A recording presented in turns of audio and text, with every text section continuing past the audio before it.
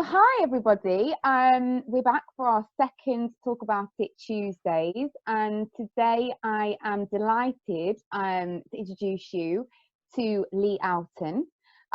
Lee, I will pass over to you in a second. As you will see, I'm in the dark, Lee's in the light, because Lee is actually in Mexico and he's 7 hours behind us. So Lee, over to you. Do you want to sort of tell us what you do, your sort of day-to-day, what that involves?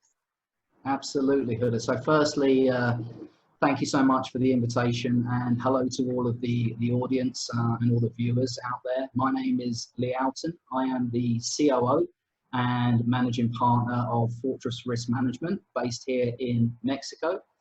We are a security and risk management company that support here in Mexico and all throughout Latin America. My day-to-day role, I am blessed to look after a team of around about 120 plus, male and female.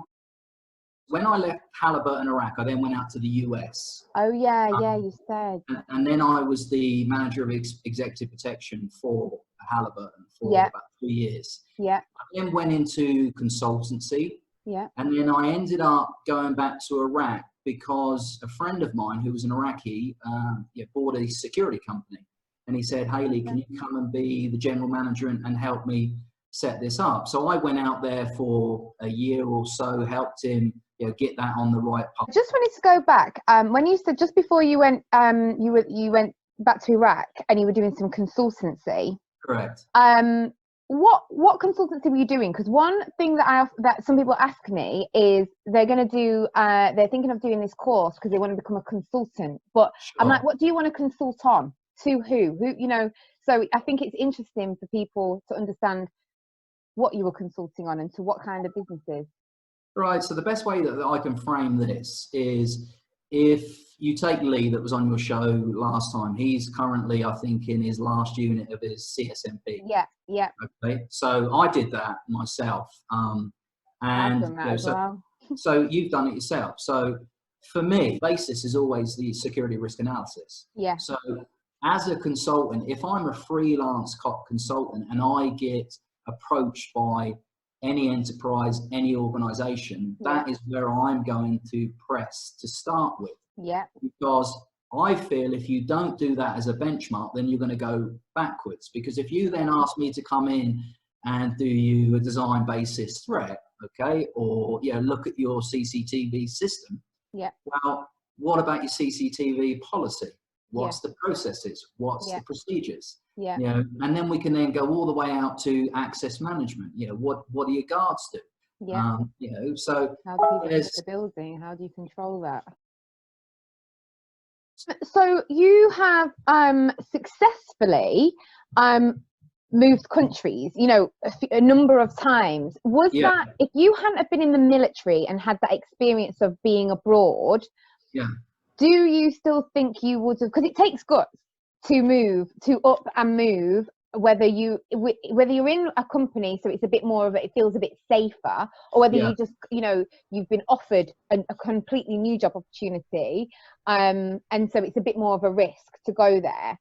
How have you done that? Was it the military that gave you that sort of, I don't know, confidence to be able to do that? And I say this because one of the overall sort of aim of these kind of talks and everything I'm trying to do is to help people to understand how they can make moves, how they can get to places, what mindset they should have, what connections they should be making, what experience they should be trying to gain if that's what they would like to do in the future. So if you want to do something, just go for it, right? I mean, like that. It's a leap of faith. It's the risk. You can always sit there your whole life and say, what if? Even when I left the army, and then I lived in downtown Basra. I lived with an Iraqi family in downtown Basra, right? Wow. I did that for 2 years. So I have a different look on religion. I have a different look on culture. I'm not saying religion. And that will be why I imagine you have been so successful at business. When you're able to, I think, when you're able to understand and accept the way different people are and why, I just think it impacts the way that you manage, lead, talk to people, understand decision making. So you've hit some key topics there. And how do you think, obviously, the situation we're in, do you think the private security industry, how do you think it's going to impact, you know, positively, negatively? Just a couple of, I mean, there's huge, we could talk about this for another God knows how long, but what are the main areas you think that we're going to come out of this different? So unequivocally positively, right? You found out now I'm a positive guy anyway, but you know, even if I saw adversity or challenges in front of us, I'm tackling them in a positive way. Yeah. But the way I'm looking at it is that security has found it difficult to be integrated in enterprises. It's found it difficult to express how it adds value within enterprises. Definitely. Right?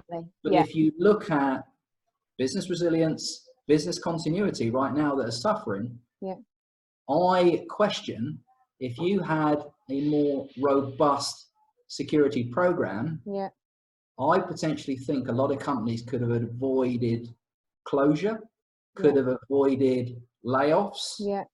So I think that this has shown the client side how important and paramount security is. I feel that this is going to be a revolution for us and an opportunity for us to really sit with organizations now and have a real seat at that executive table. Because I know tons of chief security officers all over the globe right now, and it's tough for them because they don't even get a seat at the top executive table.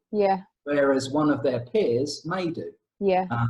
That has another equivalent role within the organization. So I think that this is a good opportunity for us as security practitioners to get ahead.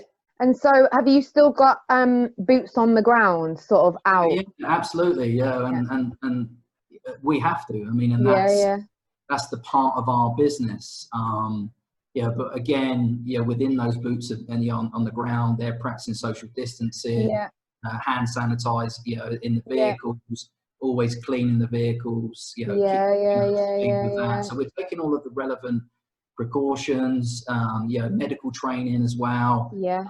I did the WHO online COVID-19.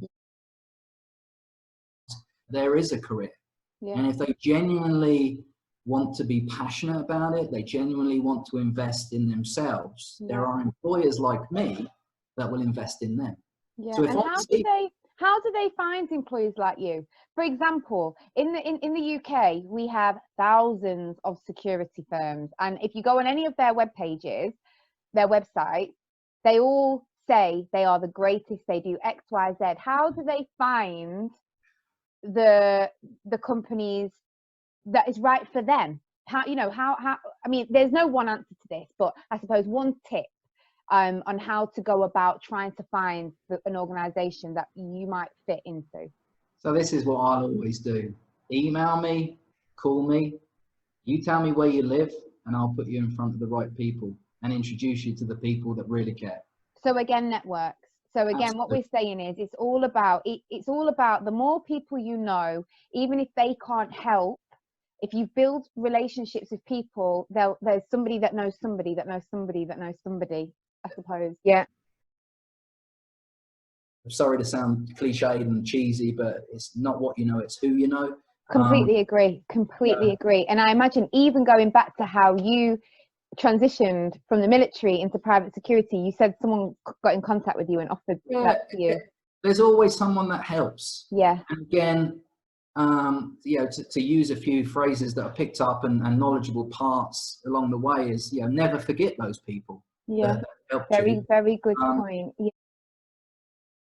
So I'm a great believer in weakness. I'm a great believer in failure. I'll be the first one to shed a tear. I'm happy to do that. It's a cycle of evolution. You have to. I mean, one of the best things I ever learned was test fast, fail fast. Absolutely. And I just think it's having the guts to just go. And I've honestly learned, I mean, I failed at so many things, and I've just realized that if you persevere enough and you believe in yourself enough, you just adapt. You can still, there is obviously ideas and things that just, you know, you learn, actually, no, there is no point, there's no market here, it's not working, or, you know, circumstances have changed. But it's just about trialing and error and trialing and adapting. That's what I think. Well, you're absolutely right. And the thing is that you may go down one career path and think that that is your chosen destiny. Yeah. I was a solicitor once upon a time. Yeah. So, I mean, I remember what I used to dream of when I was a kid, and then when I was in the army, and I was thinking, right, the army, that's it. What did you want to be as a kid? Oh, I was banging to football back in those days. So, you're going to be a pro footballer. You have to grasp every opportunity. I think the best part, bit of advice I can give is when you do get the opportunity is don't let go. You know, and do your best. Yeah, have a go at it, even if you're unsure. Yeah. I think it takes a bit of time for you in any new situation to just give it a chance, and then you're able to decide, actually no, or yeah, actually I like this. I think too many people stop when they're a bit uncomfortable because they've been used to being very good at something, and now they're in a new environment and they're not the best at it anymore, and in fact they're potentially even struggling. But it's just about giving it a bit of a chance. Exactly. Yeah, life is a struggle. Yeah, if life was meant to be easy, we'd all be billionaires, right? Yeah, that's exactly true. So yeah, we all have a place in this world. And one thing that I say to my team is that I listen to every single one of them.